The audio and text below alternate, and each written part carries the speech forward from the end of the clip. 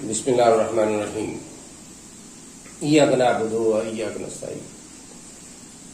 अच्छा बेटे, आज हमने ब्रांचेस ऑफ बायोलॉजी डिस्कस करनी है, डिफरेंट ब्रांचेस ऑफ बायोलॉजी। तो let's start the different branches. The first one is ecology.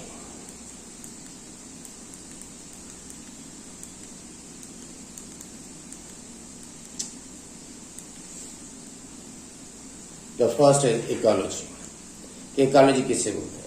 अब देख रहे इकोलॉजी कॉम्बिनेशन है दो वर्ड्स का, इको और लॉगी। इको का मतलब होता है हाउस, हैबिटेट।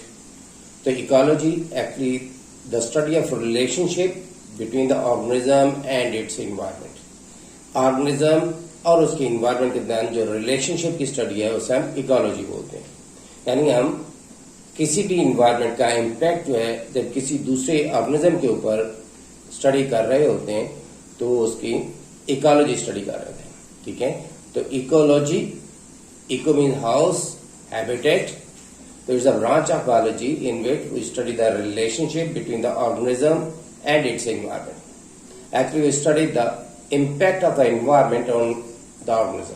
ठीक है, तो this branch of biology is known as ecology. Next branch है बेटे एम्ब्रियोलॉजी। एम्ब्रियोलॉजी क्या होती है? इट्स अ डेवलपमेंटल स्टडी है। तो it's a branch of biology in which we study the developmental stages from embryo to adult. कि embryo से लेके अडल्ट तक जो डेवलपमेंटल स्टेजेस की स्टडी है उसे हम एम्ब्रियोलॉजी बोलते हैं। एम्ब्रियो और जाइगोट में क्या डिफरेंस है? जाइगोट होता है सिंगल सेल स्ट्रक्चर, ठीक है, that is form by the fusion of the sperm and egg. जब जाइगोट में क्लीवेज स्टार्ट हो जाती है, जाइगोट डिवाइड होके दो में, दो से चार में, चार से आठ में डिवाइड होता है, तो then that would be known as embryo. ठीक है, तो single cell stage is zygote and after the cleavage the multiple cell stage is known as embryo. तो डेवलपमेंटल स्टेजेस की स्टडी एम्ब्रियो से लेके एडल्ट तक एम्ब्रियोलॉजी कहलाती है। थर्ड स्टेज है बेटे physiology.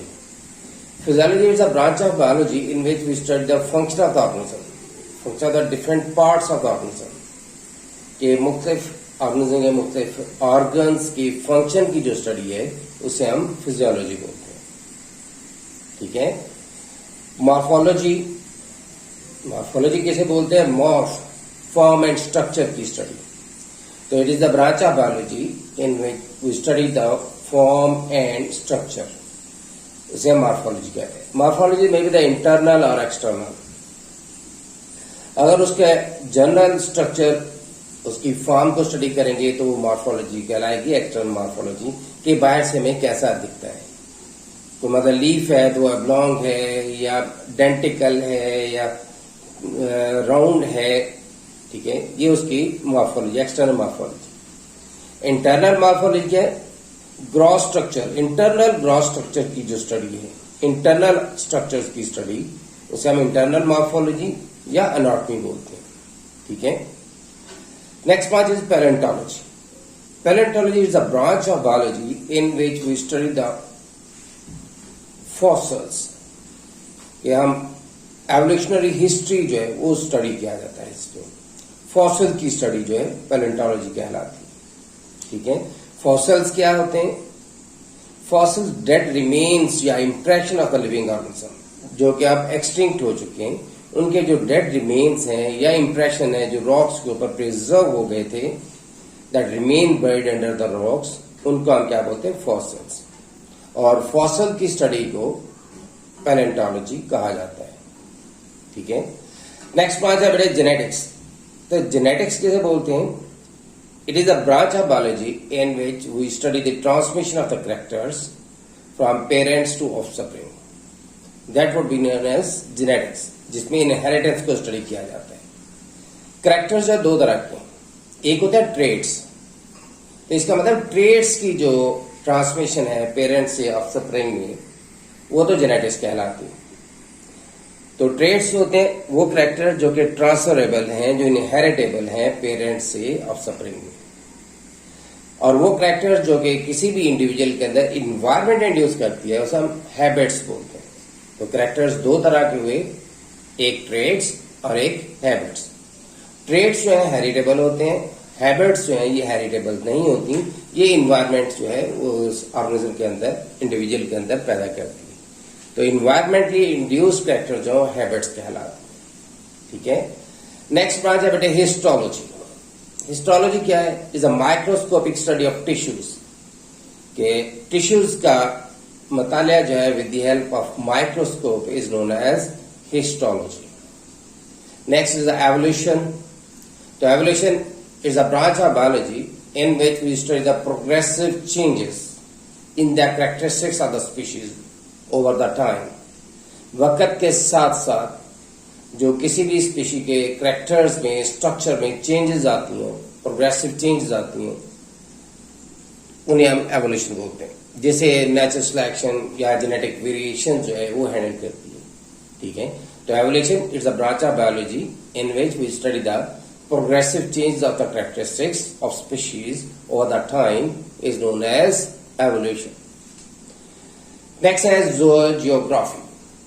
Zoo means animal, geography distribution over the surface of the earth. या दो सब्जेक्ट हैं, एक है जियोग्राफी और एक है जियोलॉजी। जियोलॉजी और जियोग्राफी में बेटे क्या फर्क है? जो है जियोलॉजी है उसे हम कहते हैं बेसिक साइंस होती है, उसमें अर्थ की कंपोजिशन को स्टडी किया जाता है, या हम ये कह सकते हैं कि study of the earth under the surface, वो तो जियोलॉजी हो गई। लेकिन जो जियोग्राफी है ग्राफ से, डिस्ट्रीब्यूशन से रिलेटेड, तो डिस्ट्रीब्यूशन ऑफ एनिमल्स, जियो का मतलब earth, graphy distribution, zoo animals, तो distribution of animals over the surface of the earth. तो above the surface of the earth actually कहलाती है बायोजियोग्राफी, यानी लिविंग ऑर्गेनिज्म की डिस्ट्रीब्यूशन। अगर लिविंग ऑर्गेनिज्म एनिमल्स हैं तो फिर उसको हम ज़ूजियोग्राफी कह देंगे। ठीक है, तो ज़ूजियोग्राफी, तो ज़ूजियोग्राफी क्या है? Distribution of animals over the surface of the earth. Next update, ये थी हमारी जो बेसिक ब्रांचेस दी हुई हैं आपकी बायोलॉजी के फर्स्ट पेज में, उनकी डेफिनेशंस वहाँ हैं। लेकिन जो मजीद एडवांस ब्रांचेस हैं उसे बायोलॉजी को जो डिवाइड किया हुआ है वो हम डिस्कस करते हैं।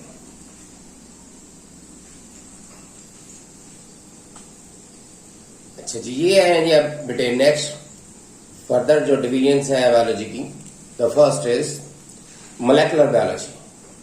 मोलेकुलर बायोलॉजी बेटे क्या है कि ये भी ऑर्गेनिज्म के स्ट्रक्चर की स्टडी है। ठीक है, it's a study of the structure of organism, cell या organelles at the level of molecules. तो मोलेकुलर लेवल पे ऑर्गेनिज्म के स्ट्रक्चर की या ऑर्गेनेल्स के स्ट्रक्चर की या सेल के स्ट्रक्चर की स्टडी को मोलेकुलर बायोलॉजी बोलते हैं। मसलन अभी आपने पढ़ा होगा कि प्लाज्मा मेम्ब्रेन का स्ट्रक्चर, उसमें वो बना हुआ है, लिपिड बाइलेयर की बनी हुई है, उसमें प्रोटीन है, कार्बोहाइड्रेट्स हैं। तो हमने स्टडी किया ना कि इसमें कौन कौन से मॉलिक्यूल्स हैं, इसमें कार्बोहाइड्रेट्स, इसमें प्रोटीन, इसमें लिपिड्स। तो such a study at the molecular level of organelles, cell, organism is known as molecular biology. Next है एनवायरमेंटल बायोलॉजी। एनवायरमेंटल बायोलॉजी और ecology are the same thing. इसमें सिर्फ फर्क है कि ऑर्गेनिज्म अगर स्पेसिफिकली मैन को कंसिडर किया जा रहा है, if we study the impact of the environment over a man, कि अगर हम एनवायरमेंट का असर जो है इंसान के ऊपर स्टडी कर रहे हैं तो उसको हम एनवायरमेंटल बायोलॉजी बोलते हैं। इकोलॉजी में हमने पढ़ा था कि इंटरेक्शन है ऑर्गेनिज्म और एनवायरमेंट का। ऑर्गेनिज्म को डिफाइन नहीं किया था, वो कुछ भी एनिमल भी हो सकते हैं, प्लांट्स भी हो सकते हैं, मैन भी हो सकते हैं। लेकिन अगर मैन हो जाए, स्पेसिफिकली हम मैन को स्टडी कर रहे हो कि मैन के ऊपर एनवायरमेंट का इम्पैक्ट स्टडी कर रहे हैं, तो that branch of biology would be known as environmental biology. इसमें अक्सर एमसीक्यूज भी आ सकता है कि जी क्या हम वो कह सकते हैं कि if a man studying the impact of the environment on human beings is known as, option दिया हो इकोलॉजी भी हो, और साथ ऑप्शन इन्वायरमेंटल बायोलॉजी भी हो तो definitely we would select the environmental biology, ठीक है, क्योंकि इसमें ऑर्गेनिज्म को स्पेसिफाई कर दिया गया है। नेक्स्ट है बेटे माइक्रोबायोलॉजी। तो it is the branch of biology in which we study the micro organism, जिसमें माइक्रो ऑर्गेनिज्म की स्टडी की जाती है, उसके स्ट्रक्चर की, उनके फंक्शंस की। फॉर एग्जाम्पल बैक्टीरिया है, वायरसेस हैं, प्रोटोजोआ या माइक्रोस्कोपिक एल्गी एंड फंजाई। तो such a study of micro organism is known as microbiology. Okay, next है ब्रांच है फ्रेश वाटर बायोलॉजी। तो फ्रेश वाटर किसे बोलते हैं? फ्रेश वाटर ऐसा पानी जिसमें नमकियात ना हो, बगैर नमकियात के, दैट डिवॉइड ऑफ सॉल्ट्स, ठीक है, उसे फ्रेश वाटर बोलते हैं। मसलन रिवर्स का, लेक्स का, स्ट्रीम्स का, कैनाल्स का पानी जो है फ्रेश वाटर कहलाता है। तो फ्रेश वाटर के अंदर जो लाइफ है उसकी जो स्टडी है, तो is a branch of biology in which you study the organism in fresh water bodies like river, lakes. इसके साथ साथ हम फ्रेश वाटर की फिजिकल और केमिकल प्रॉपर्टीज को भी स्टडी किया जाता है, ठीक है। तो फ्रेश वाटर बायोलॉजी को कैसे डिफाइन करेंगे बेटे? It's a branch of biology in which we study the living organism in fresh water bodies like river and lakes, and also we study the physical and chemical properties of these water bodies. Okay, next है जी marine water biology. Marine water biology और fresh water biology की definition same है, दोनों की study जो same है। सिर्फ फर्क क्या है कि फ्रेश वाटर बायोलॉजी में हम जो फ्रेश वाटर के अंदर लाइफ को स्टडी कर रहे थे और यहाँ मैरीन वाटर में लाइफ को स्टडी कर रहे हैं। मैरीन वाटर नमकियात वाला पानी, खारा पानी, सी और ओशंस का पानी, इनके अंदर जो समुद्र में लाइफ है उसकी स्टडी को मैरीन वाटर बायोलॉजी बोला जाता है।